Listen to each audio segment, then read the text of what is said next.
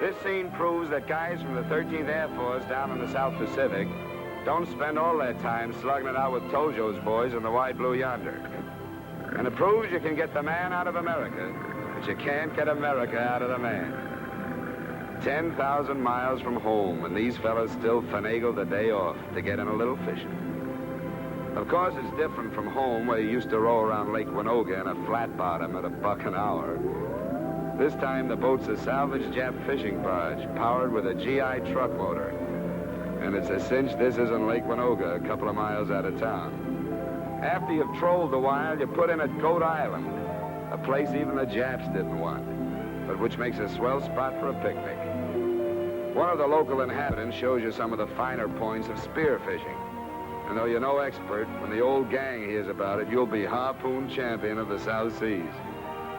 Spearing crabs, like shooting fish in a barrel, you'll tell them. And eating crabs? Well, by the time the day is over, you'll really be an expert at that. Broiled soft-shell crab. Not bad. You have to admit it tastes a lot better than some of those undersized pickerel you used to reel in. If you don't like fish, the island offers you a leg of goat on the hook. Get out the M1, boys, and go to work. Yeah, that's like Americans, too. Spend the week shooting down Japs and then go goat hunting for a little excitement. Well, the goats taste better anyway. Nice change from sea rations, eh, fellas? Yes, sir. Well, the mint sauce and brown potatoes are missing, and maybe Mom would object to the table manners, but who cares? It's the day off that counts.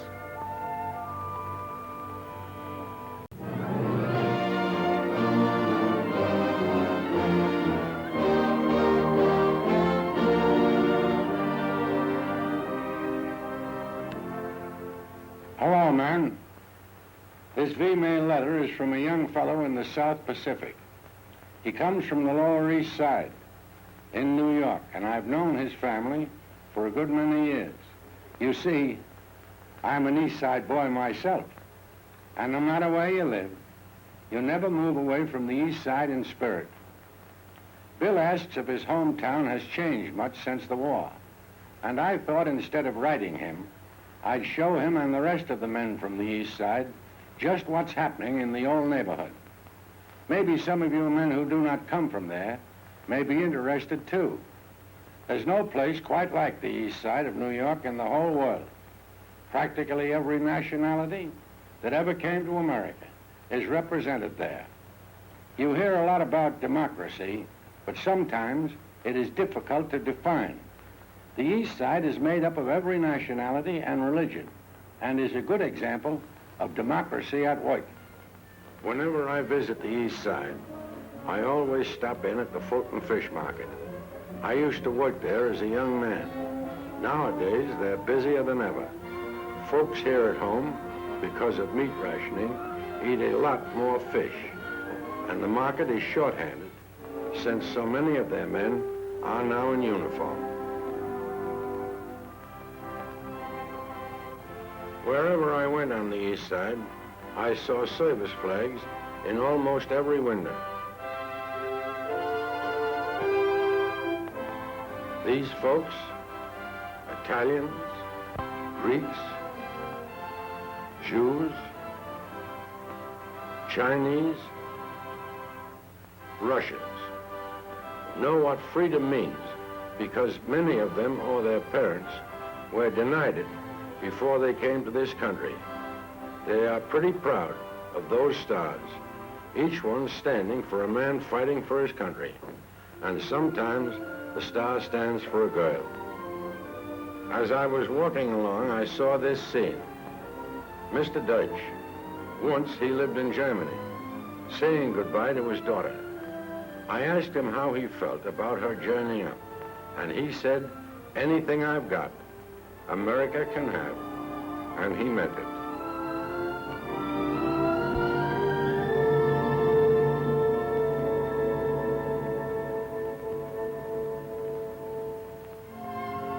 Down there, I found everybody contributing to the war.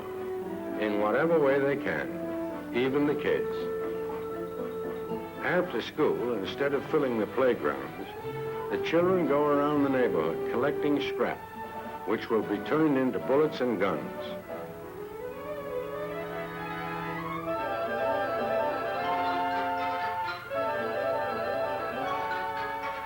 Most of the folks on the east side haven't much to give, but whatever they have, they give gladly.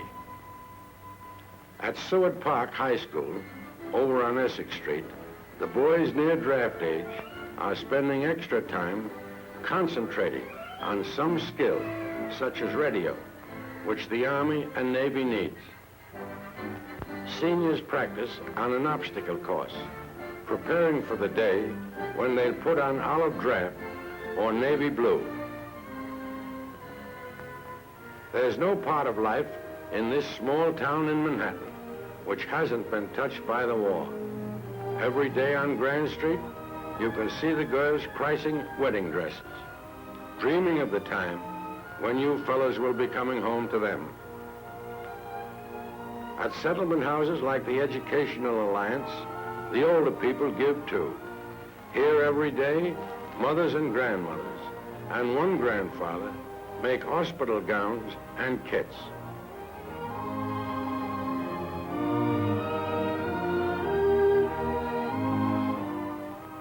I'm 74 years old. I do what I can.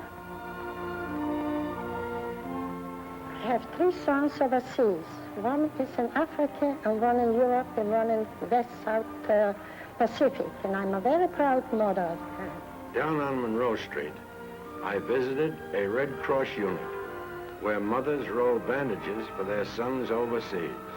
And all day long, there is a line of women waiting to give their blood, which will be used as plasma. Mrs. Morano, Mrs. Weisenstein, Mrs. Scoris, Mrs. Kelly. They'd give a pint a day if it were asked of them.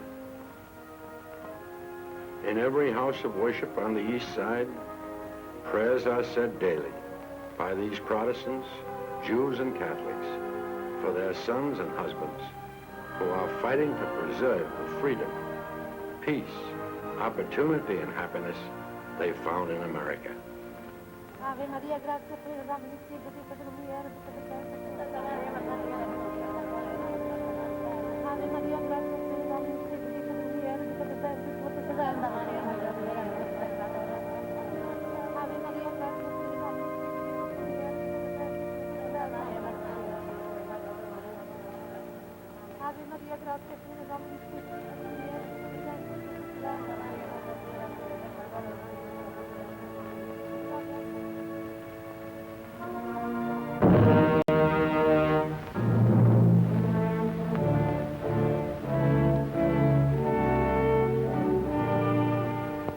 A few months back, the Army-Navy Screen magazine went to a graduation exercise of fighting Frenchmen from a U.S. flying school in Florida.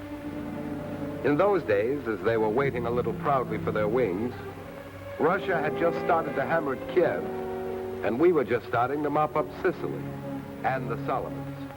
And in those days, guys like Henri Chevenet here, orphans from a captive mother country, were hot under the collar to see action. They were itching to quit training in America and get into the fight here in England, a few short miles from home across the Channel. The tricolor of the French Republic graces many a British airstrip these days, and that means that from those airstrips every day, the Cross of Lorraine of fighting France thunders off into the east with Henri Chevenet, or René Monteux, or Jean Valcourt at the stick, or radio, or guns of the American-made Boston. They're guys from France going home.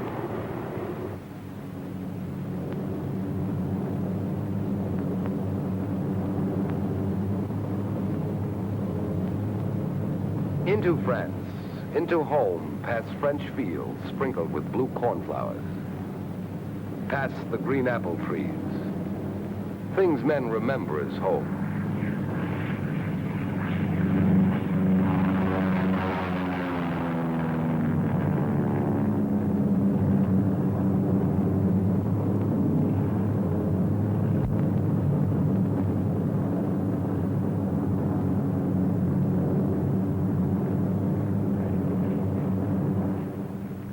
down the cobblestone highways of the orchard country, over the old timbered houses of French towns they remember, where the Gestapo now has an office in the city hall.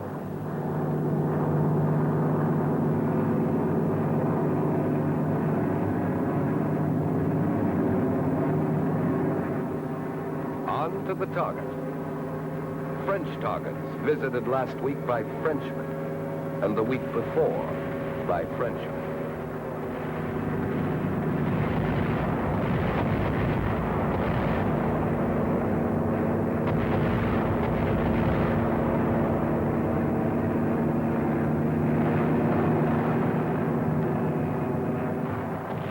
Suppose you were sitting in a foreign plane over Pittsburgh, or Detroit, or San Francisco, watching the bomb bays open, and watching the hell and havoc of those bombs creeping through your country, a country you wanted to go home to. You'd have to have some pretty strong convictions and value something pretty highly. France itself? No, it's the spirit of liberty for French people that's up here in this plane fighting. And it's down there, too.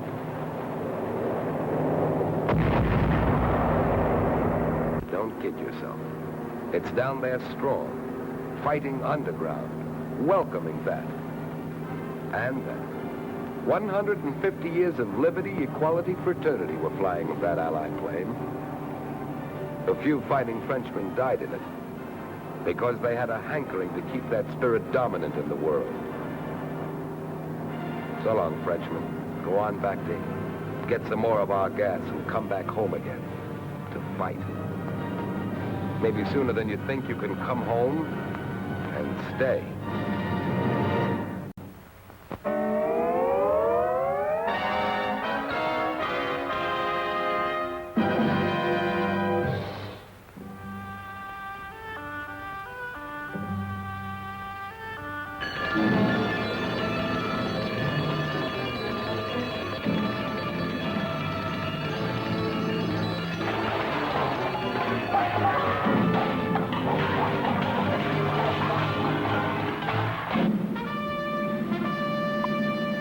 One man absent, sir.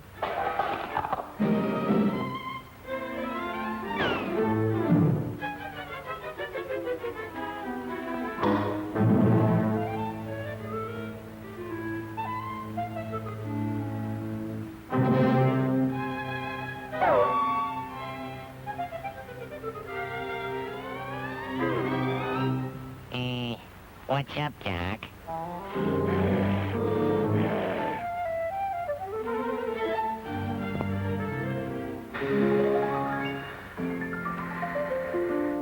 Do you think it possible that that man could stand a little further training in the care and use of the gas mask?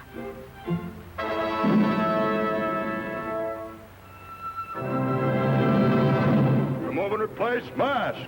Gas. Remove and replace mask. Gas. Remove and replace mask. Gas. Remove and replace mask. Gas. Remove and replace mask. Gas. Ready? Exercise. Hut, hop, hip, hop, hut, hop, hip, hop, hut, hop, hip, hop, hut, hop, hip, hop, hut, hop, hip, hop, hut, hop, hip, hop, hut, hop, hip, hop, hut, hop, hip, hop, hut, hop, hip, hop. Double time. Hut. Hut, hop, hip, hop, hut, hop, hip, hop, hut, hop, hip, hop, hut, hop, hip, hop, hut, hop, hip, hop, hut, hop, hip, hop, hut, hop, hip, hop. Detail. Hold. Dismissed.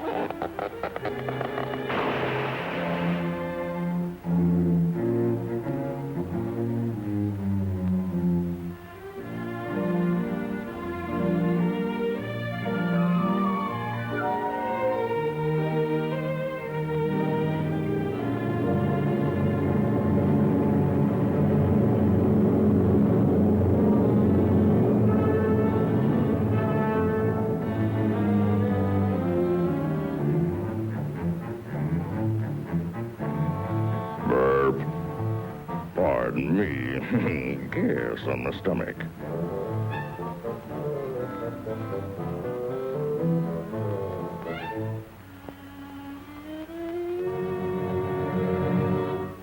I'll surround him.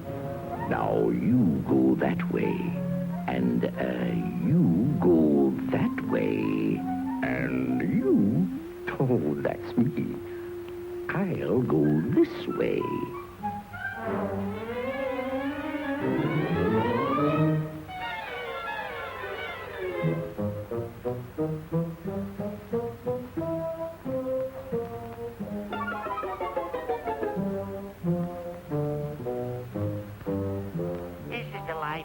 laying out here in the sunshine with the chirping of the bluebirds, the hum of the bees, and the smell of new mown hay, and apple blossoms, and fly paper. Fly paper?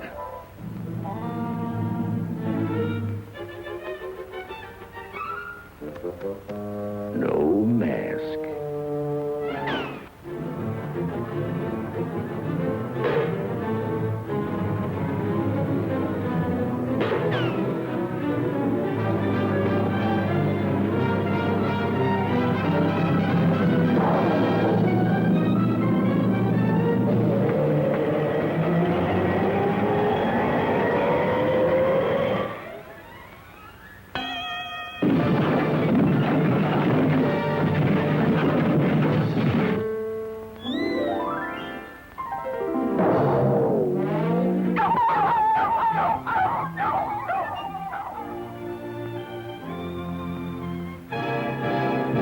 I didn't know you cared.